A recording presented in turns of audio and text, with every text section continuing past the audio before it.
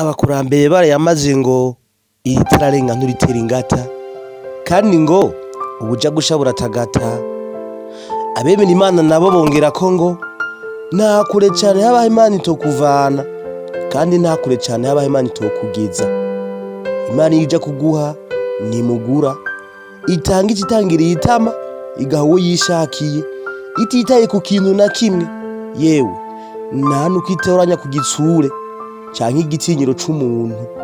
Ikintera kuvuga ibi ndashingira ku buzima bw'umwigeme w'umurundikazi, umunonotsi kabuhariwe mpuzamakungu yemeje isi yose kubera ingabire y'Imana yamwihereye, ahasigaye yabaye ururirimbo rw'abarundi bose eka no kw'isi yose muri rusangi.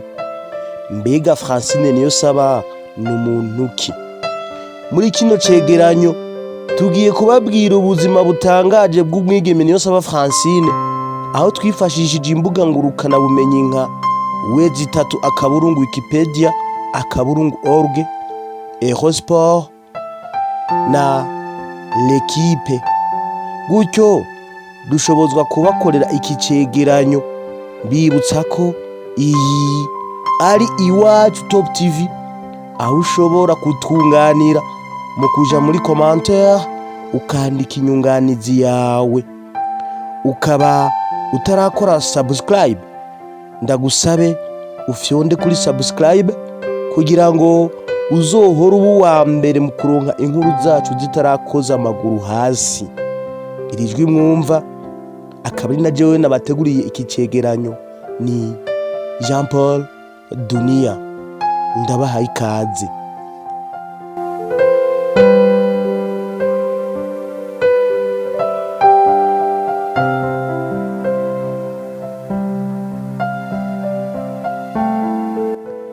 Iwacu Top TV turahari ku mbuga nka YouTube, Facebook, Twitter na Instagram. Aho hose wandika Iwacu Top TV ugashobora gukurikirana ibiganiro vyacu. Mpamagarira abafise ibikorwa ko imiryango yuguruye kugira ngo mushobore kubimenyekanisha. Reka tubandanye n'ubuzima bwa Niyonsaba Francine. Niyonsaba Francine yavutse igenekerezo rya 5 Rusama mu mwaka w'1993, aho gushika uyu munsi tuvugana akwije imyaka 28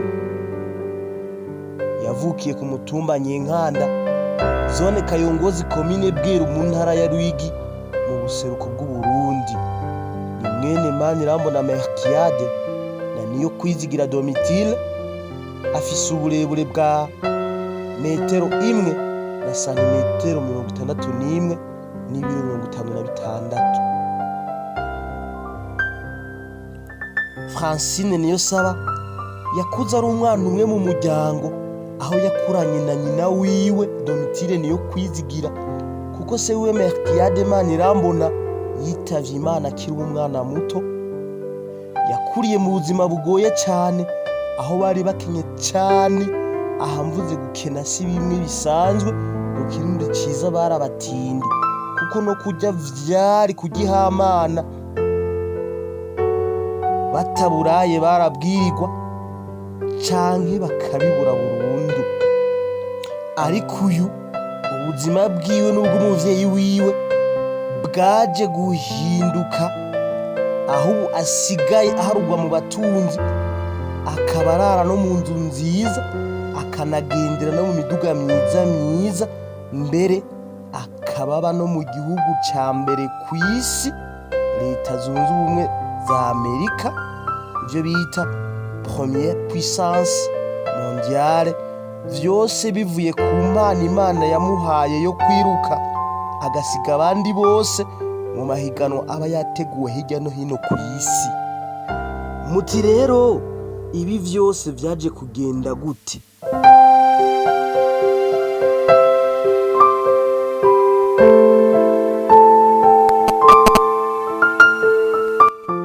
Francine Niyonsaba yakuze ari umwana akerebutse cane, aho mu gukina n'abandi bana yakunda gukinana n'abana b'abahungu nubwo we yari umukobwa. Kenshi yakina umupira w'amaguru football, ni umupira baba bakoze mu masashe batoraguye. Kenshi agakunda gukinira mu igol kandi akabikora neza cyane. Ivyo yarabibayemwo agera n'aho agirirwa amahirwe aja gutangura ishure, n'ubundi abandanya kwerekana ubukerebutsi budasanzwe. Ariko aha umuvyeyi wiwe ntiyakunda yuko yishinga ivy'inkino, kuko yamuhatira yabona kwiga, kuko arivyo bizomuteza imbere niyamara kurangiza amashure. Ageze mu mwaka wa 6 w'amashure mato mato niho yatangura kuja arabona binonora imitsi biga mu mashure makuru. Mu gihe basiganwa nawe yigira inama mu mutima ko yobishobora, kuko kubona umuntu asiga uyundi vyatuma agira ishaka rinini ko nawe yotera imbere. Mu mwaka w'ibihumbi 2006 ushira w'ibihumbi 2007 yarinjiye mu mwaka w'indwi, maze uyo mwaka hatunganywa amahiganwa yo kwinonora imitsi kw'ishuri iwabo, kugira ngo barabe abazoserukira ishure mu mahiganwa yo ku ntara. Ni no muri ico gihe nyene Francine Niyonsaba yagirirwa amahirwe, maze nawe atoranywa mu bazoja guserukira ishure mu ntara. Vyaramunezereye cane, kuko no gushika ku ntara vyari umunezero, kuko yarifuza no kubona ikaburimbi ndetse n'amatara. Ikindi wari umunezero, kuko bababwira ko bagenda n'imodoka, mu gihe abenshi kugira bashike ku ntara bahagenda n'amaguru. Icari kinezereye kurusha, bagendera mu modoka bakagenda baranaririmba, ndetse no kurara bakarara mu ndaro, école à régime d'internat. Aho bahahurira n'abandi bana benshi cyane bavuye hirya no hino mu ntara. Ivyo Francine yafata nk'igitangaza, kuko kuri we wari umunezero. Ico gihe ntiyorohewe, kuko yaje kwiruka ku metero 5,000, aho bagira kuzunguruka amaturu 12 n'igice, we agira ituro 11. Aza kumva arushe arabiheba, ariko umumenyereza wiwe agerageza kumutera intege ngo asubireyo, maze arinanata arasubiramwo. Gutyo ntiyaza kuronka amahirwe yo kuba mu ba mbere, kuko yabaye uwa 13. Hageze ko bavuga ababaye aba mbere, bavuga yuko uwa mbere n'uwa kabiri n'uwa gatatu bazoca baja guserukira intara i Bujumbura mu mahiganwa yateguwe n'igihugu. Niko kubaza umumenyereza wiwe ko nawe azoja i Bujumbura, ariko umumenyereza wiwe amubwira yuko bitazokunda kubera yarose ikibanza ca kure, ariko amubwira yuko mu wundi mwaka hazosubira hagatunganywa ayandi marushanwa. Francine yarababaye cane, arababara gose. Hama mu mwaka wakurikiye bateguye ayandi marushanwa, yabaye mu ba mbere mu kwiyandikisha, mbere anabikora neza. Gutyo aronka amahirwe yo kuja i Bujumbura, aho yahora yumva mu maradiyo akanahasoma no mu bitabo, maze nawe agirirwa amahirwe arashobora gushikayo. Muti rero inyuma yo kuja i Bujumbura vyahavuye bigenda gute? Turagarutse mu kanya.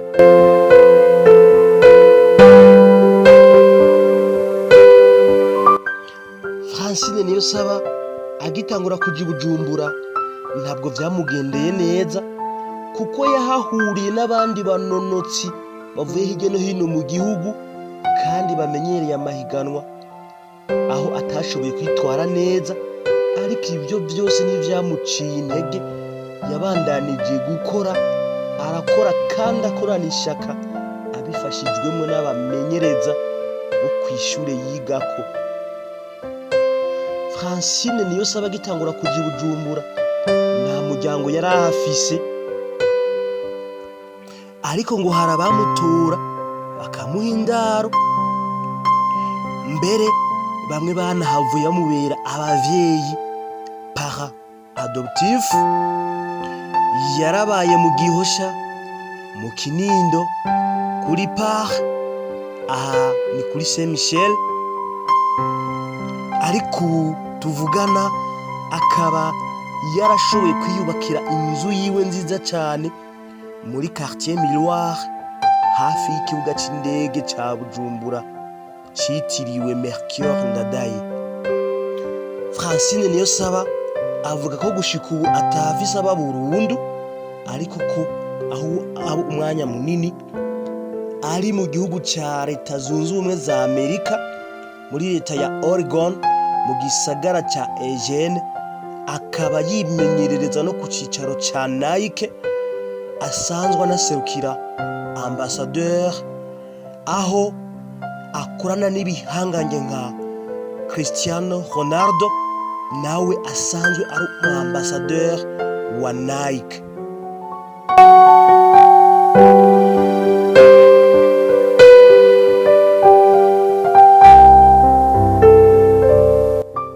Reka turabire hamwe ingene Francine Niyonsaba yaje kwinjira neza muri kariyere yiwe mu bijanye no kwinonora imitsi, carrière d'athlétisme.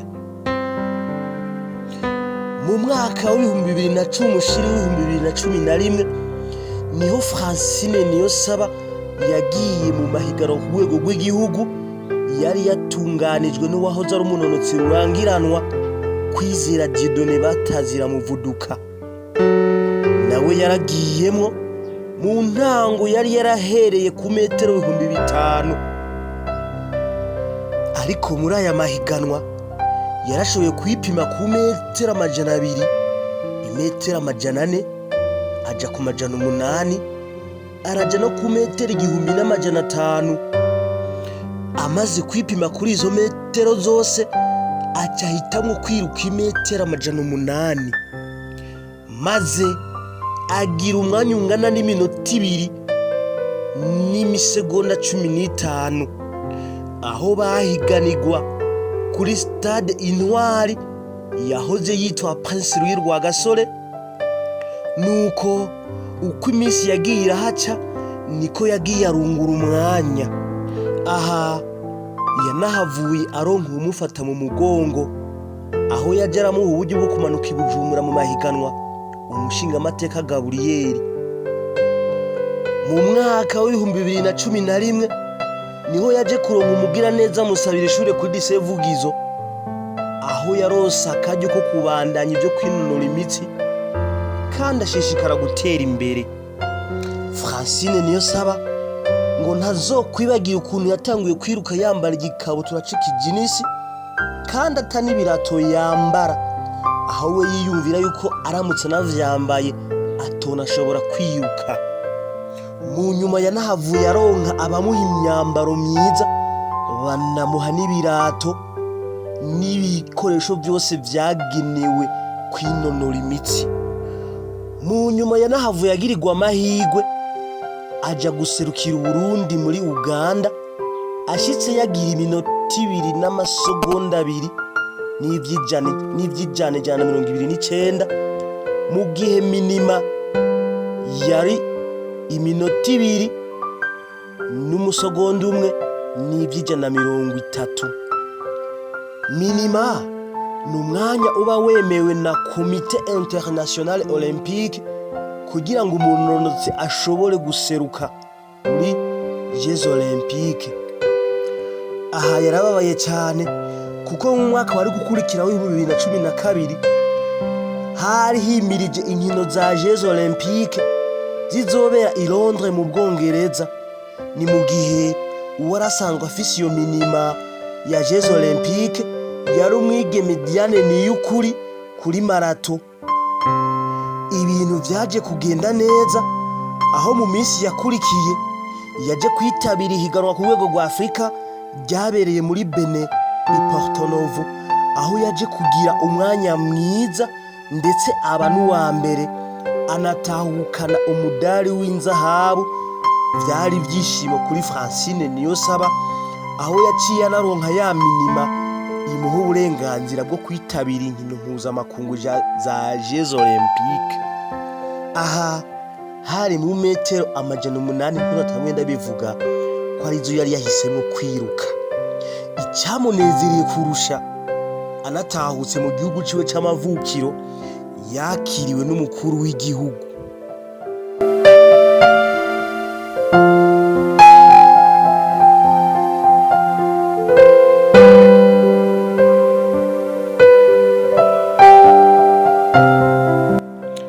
Amaze gutahukana umudari w'inzahabu ku rwego rwa Afurika, yahavuye aronka minima ashobora kwitabira inkino za Jeux Olympiques zabereye i Londres. Yaragiyeyo mbere ajyana n'abandi 4 bari batowe mu vya natation. Bageze i Londres baca bamubwira kubanza kuja muri competition yari kwibera i Monaco. Yaragiye bikora neza, mbere yungura n'umwanya aba n'uwa kabiri, gutyo aronka umudari w'ifeza, ari uwa kabiri muri kariyere yiwe ya atletisme, inyuma y'umudari w'inzahabu yari yaronkeye i Porto Novo muri Benin ku rwego rwa Afurika. Competition ya Monaco iheze, yasubiye i Londres kubandanya na Jeux Olympiques, aho bitamugendeye neza. Nubwo yari yabaye uwa mbere mu gice cya kane gishiri cya nyuma, quart de finale, gutyo ajya mu gice cya kabiri gishiri cya nyuma, demi finale, ariko mu nyuma ajya kugira ikibazo cya déchirure, elongation musculaire. Baragerageza kumuvura ariko aguma babara. Yahavuye ajya mu gice cya nyuma finale, ariko ntivyamugendera neza, atahukana ikibanza c'indwi. Ariko nubwo wari umunezero mwinshi cyane, kuko yarabaye uwa kabiri abigezeko, inyuma ya Venuste Niyongabo yatahukanye umudari w'inzahabu mu mahiganwa ya Jeux Olympiques yabaye mu 1996 abera i Toronto muri Leta Zunze Ubumwe za Amerika. Kuva ico gihe atangura kwitabira amahiganwa akomakomeye hirya no hino ku isi, anaronka n'abafasha, ibyo twita staff, abaganga, abamenyereza, abajejwe ivya gym, aho yarose ekipe y'abamufasha bashika kuri 12.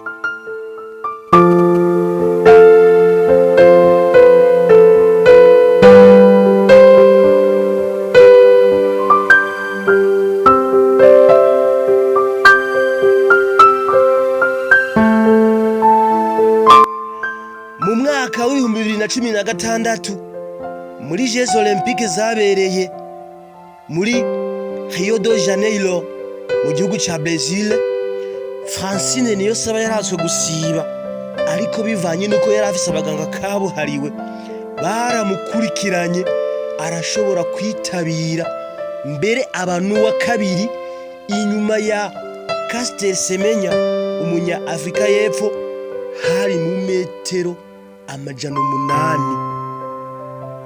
Ico gihe izina ryiwe riba rurangiranwa, atangura kuvugwa hirya no hino ku isi yose. Uwatanguye yifuza kubona ikaburimbi n'amatara y'Ubujumbura, asigara abona ibyiza byiza byo hirya no hino ku isi. Yifuza kurira indege, ariko akaba yurira nk'uko nawe wofata bisi. Reka turabire hamwe ibyo Francine Niyonsaba amaze gushika ko mu rugendo rw'iyo rwo kwinonora imitsi guhera mu mwaka wa 2012. Mu mwaka wa 2012 Francine Niyonsaba yarabaye uwa mbere mu mahiganwa yari yabereye Porto Novo muri Benin, aho yashoboye kuba uwa mbere anatahukana umudari w'inzahabu. Muri uwo mwaka nyine Francine Niyonsaba yaritabiye amahiganwa ya Jeux Olympiques yabereye i Londres mu Bwongereza, aho yarose ikibanza ca 5. Aritabira n'ihiganwa rya Ligue de Diamant, aho yabaye uwa 2 anatahukana umudari w'ifeza. Muri Championnat du Monde muri salle yabereye Portland, Francine Niyonsaba ashoboye kuba uwa mbere anatahukana umudari w'inzahabu. Mu mwaka kandi w'2016 Francine Niyonsaba yaritabiriye amahiganwa ya Jeux Olympiques yabereye i Rio de Janeiro mu gihugu ca Brazil, aho yabaye uwa 2 inyuma ya Caster Semenya umunyafrika y'epfo anatahukana umudari w'ifeza. Muri uwo mwaka nyene muri Ligue de Diamant Francine Niyonsaba yabaye nyene uwa 2 anatahukana umudari w'ifeza nyene. Mu mwaka wakurikiye w'2017 Francine Niyonsaba mu mashampiyona ya Championnat du Monde yabereye i Londres, Francine Niyonsaba naho nyene yabaye uwa 2 anatahukana umudari w'ifeza. Muri Championnat du Monde kandi yabera muri salle yabereye mu muji wa Birmingham mu gihugu ca Angleterre ni mu Bwongereza, Francine Niyonsaba yongeye kuba uwa 2 anatahukana umudari w'ifeza. Mu mwaka w'2018 muri Championnat d'Afrique yabereye muri leta ya Asaba ni mu gihugu ca Nigeria, Francine Niyonsaba kandi yabaye uwa 2 anatahukana umudari w'ifeza. Muri uwo mwaka nyene muri Ligue de Diamant ku rwego rw'isi Francine Niyonsaba ntiyashoboye kwitwara neza, ariko yatahukanye ikibanza ca 6. Francine Niyonsaba kandi yasubiye kwitabira amahiganwa ya Jeux Olympiques yabaye muri uyu mwaka w'2021 abera i Tokyo mu Buyapani, aho yari yaramaze gukurwa mu bazokora 800 gutyo yimukira ku metero zirezire 5,000, aho yashoboye kwitwara neza muri ayo mahiganwa aronka ikibanza ca 5.